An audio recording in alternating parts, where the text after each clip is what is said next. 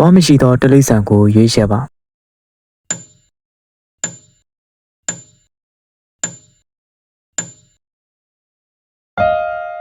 ဒီမှန်ကတော့လိပ်ဖြစ်ပါလေကမ္ဘာပေါ်မှာအရှိဆုံးမြစ်ကဘယ်မြစ်လဲ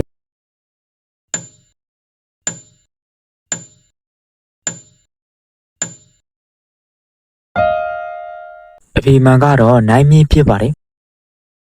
မတရပြီးအိတ်နိုင်တဲ့တိရစ္ဆာန်ကိုရွေးချယ်ပါ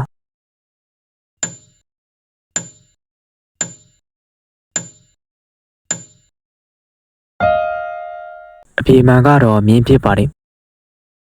လပေါ်သို့ပထမဆုံးရောက်ရှိခဲ့သောနိုင်ငံကိုပြောပြပါ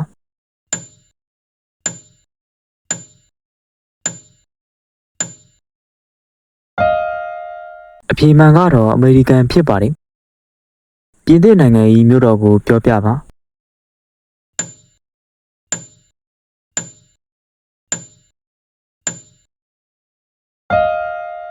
အဖေမှန်ကတော့ပဲရီမြို့ဖြစ်ပါတယ်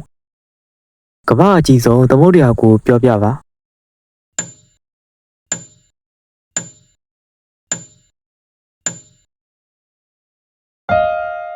အဖေမှန်ကတော့ပစိဖိတ်သမုဒ္ဒရာဖြစ်ပါတယ်မြန်မာနိုင်ငံ၏အမြင့်ဆုံးတောင်ကိုပြောပြပါ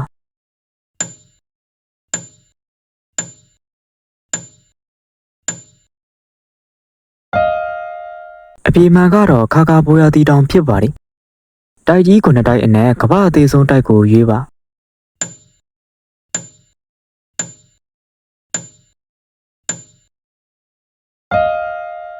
အဖေမှန်ကတော့ဩစတြေးလျတိုက်ဖြစ်ပါတယ်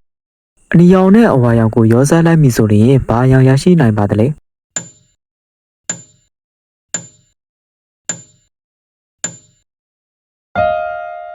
အဖေမှန်ကတော့လိမ္မော်ရောင်ဖြစ်ပါတယ်